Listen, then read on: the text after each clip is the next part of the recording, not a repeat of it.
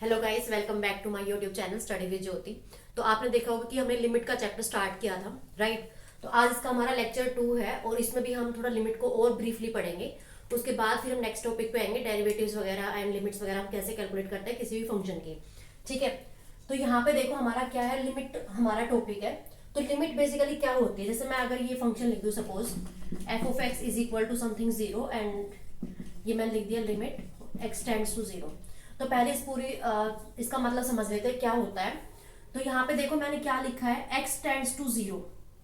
ठीक है, तो x टेंड्स टू जीरो का मतलब क्या है, जो x है वो मूव कर रहा है किसकी तरफ, जीरो की तरफ। और ये आप जो x की वैल्यू वो कहाँ पे पुट कर रहे हो, फंक्शन में। ठीक है, मतलब ये आपका फंक्शन है, इसमें आप पुट कर रहे हो क्या, x टेंड्स टू जीरो का मतलब है कि एग्जैक्ट वो जीरो वैल्यू नहीं होती। ठीक है, बट हम x जीरो के आसपास की वैल्यू यहाँ पे पुट करते हैं फंक्शन के अंदर, और फिर जो रिजल्ट आता है मेरे पास वो होती है लिमिट। ओके, तो ये जो नोटेशन है वो इसकी हमारी ये वाली है। जैसे मैं अगर एग्जांपल लूं, सपोज मेरे पास जो एफ ऑफ एक्स है वो is equal to x square है, ये आपके पास फंक्शन है। ठीक है, तो अब मुझे इसकी लिमिट कैलकुलेट करनी है, सपोज किस पे, limit f of x x tends to zero पे मुझे कैलकुलेट करनी है। तो क्या आएगी, तो आपको क्या करना है, बस इसमें simply limit f of x की जगह क्या कर दोगे पुट, एक्स स्क्वायर और x tends to zero is equal to, आपको पता है इसकी जो लिमिट आएगी वो मेरी क्या आएगी, जीरो ही आएगी।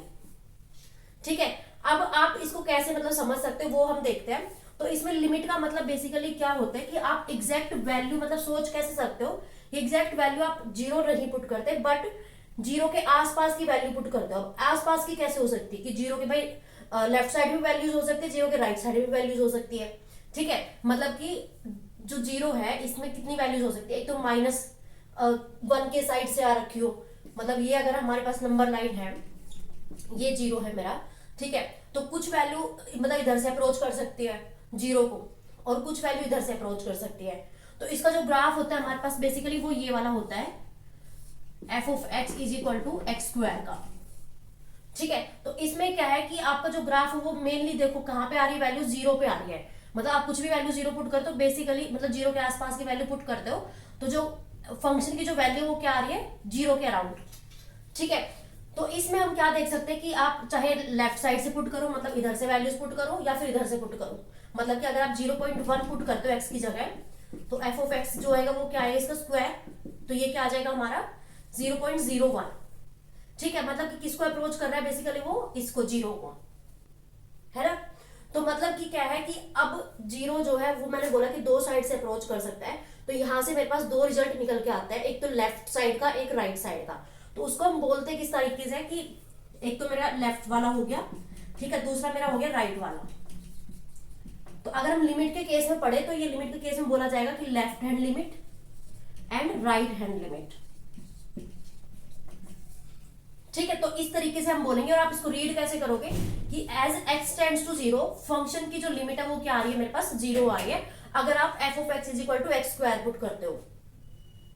ठीक है, तो इस तरीके से हम जो है लिमिट कैलकुलेट करते हैं। तो आपको मैं अभी एक और फंक्शन का देती हूँ कि किस तरीके से हम और मतलब मान सकते हैं। ये तो मैंने सिंपल एग्जाम्पल लिया है, दूसरा एग्जाम्पल हम मानते हैं एक बारी। तो गाइस मैंने दूसरा एग्जाम्पल लिया है लिमिट को शो करने का। तो यहाँ पे क्या कह रहे हैं कि अगर हमारा जो x है वो अगर less than equal to zero है, तो जो हमारी लिमिट आएगी वो क्या आएगी, फंक्शन की मतलब वैल्यू आएगी वन आएगी। तो इसको हम रिप्रेजेंट किस तरीके से करेंगे कि limit x tends to zero, but अब यहाँ पे मेरे पास दो केसेस हो गए जीरो के। ठीक है, एक तो x less than equal to zero. अब less than equal to zero का मतलब क्या है कि जीरो माइनस से हम उसको डिनोट करेंगे, क्योंकि जीरो के लेफ्ट साइड में है। मतलब कि अगर ये हमारा जीरो है तो जीरो के लेफ्ट साइड में मतलब ये वाला पार्ट आएगा, ठीक है, और राइट साइड में हमारा ये वाला पार्ट आएगा। तो इसको हम रिप्रेजेंट कैसे करेंगे कि लेफ्ट साइड वाले जो होते हैं उसको हम डिनोट कर देते हैं कि जीरो माइनस। यहाँ पे जो जीरो माइनस वो क्या डिनोट कर रहा है कि हम जीरो के लेफ्ट साइड वाली लिमिट ले रहे हैं। ठीक है, ऐसे अगर मैं जीरो प्लस लिख दूं तो वो उसका मतलब है कि आप जीरो से राइट साइड वाली वैल्यूज ले रहे हो। ओके, तो इसको मैं किस तरीके से लिखूं, क्योंकि ओनली एक मेरे पास फंक्शन नहीं है, मेरे पास दो फंक्शन डिफाइन हो रखे हैं यहाँ पे, एक तो x less than equal to zero, एक x ग्रेटर देन जीरो। तो यहाँ पे अगर मुझे ये वाला फंक्शन लेना तो x tends to zero minus, इसका मतलब होता है टेंड्स टू, मतलब कि जीरो तक टेंड करा रहा है x को। ठीक है, तो x tends to zero minus, अब फंक्शन क्या है यहाँ पे, फंक्शन लिख देंगे पहले, और इज इक्वल टू क्या है यहाँ पे वन। ठीक है, तो आप जीरो माइनस लेते जो फंक्शन की वैल्यू कितनी है, वन आ रही है। और अगर आप limit f of x tends to 0 plus लेते हो, 0 प्लस का मतलब कि x ग्रेटर देन 0, तो ये वैल्यू हमारी आ रही है 2। ठीक है, अब हम इसको ग्राफ पे कैसे दिखा सकते हैं कि सपोज ये मेरे पास x एक्सिस हो गया, ये मेरे पास हो गया y एक्सिस। तो यहाँ पे क्या बोल रहा है कि x less than equal to 0, मतलब कि जब हमारी जो x की वैल्यू है वो अगर लेस देन इक्वल टू 0 होगी, अब यहाँ पे इक्वल टू भी 0 है, मतलब कि हमारा 0 भी इंक्लूड हो जाएगा इस पॉइंट में। सपोज मेरा y यहाँ पे 1 है, यहाँ पे 2 है। ठीक है, तो जब x less than equal to 0, मतलब कि जब x ये हमारी सारी वैल्यूज लेता है लेस देन वाली और इंक्लूडिंग 0। ठीक है, इंक्लूडिंग 0 को सपोज हम इसको डार्क सर्कल से डिनोट कर देते थोड़ा यहाँ पे। ठीक है, तो इंक्लूडिंग 0, तो ये क्या आ रही है हमारी वैल्यू 1, मतलब कि ये वाला।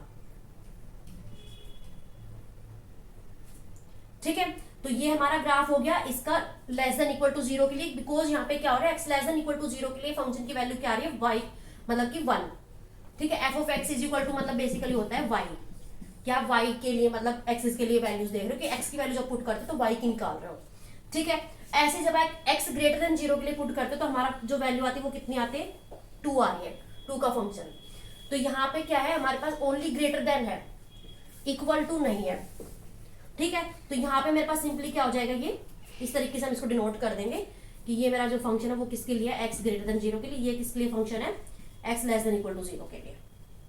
ठीक है, तो आप यहाँ पे भी देख सकते हो कि जो हमारा मेन है वो क्या हो रहा है, 0 के इर्द गिर्द ही हमारी लिमिट घूम रही है, ये दोनों इधर। तो जो लेफ्ट साइड वाली लिमिट है वो हमारी 1 है और राइट साइड वाली लिमिट कितनी है, 2 है। ठीक है, तो इस तरीके से हम इसमें देखते हैं ग्राफ्स वगैरह, मतलब कैसे हम दिखा रहे हैं, लिमिट वगैरह हम कैसे चेक करते हैं। अब आपके पास कोई भी फंक्शन गिवन हो सकता है और उस पर आपको लिमिट चेक करनी है, तो आप इसी तरीके से शो करोगे। अभी इस वीडियो तो हम इतना ही करेंगे, नेक्स्ट में आप देखोगे हम कुछ और एग्जांपल्स लेंगे जिससे आप ब्रीफली मतलब समझ सकते हो, क्योंकि आप जब लेफ्ट साइड की वैल्यूज पुट करते हो तब भी हमारी एग्जैक्ट वैल्यू वही आती है, और जब राइट साइड वाली वैल्यूज पुट करते हो तब भी हमारी वैल्यूज वही आती है।